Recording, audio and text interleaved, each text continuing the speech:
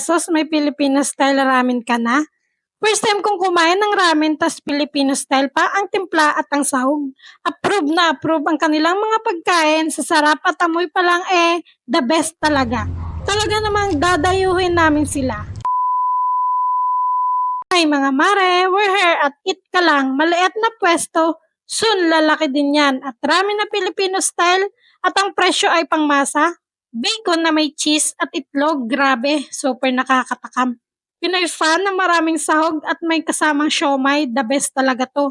Highly recommended ko sa inyo tong mga food ng eat ka lang. Di naman halatang kahit busog na mapapakain ka talaga. Sa amoy pa lang, panalo na at di ka magsisisi. Super sarap talaga at affordable ang lahat ng mga pagkain nila dito.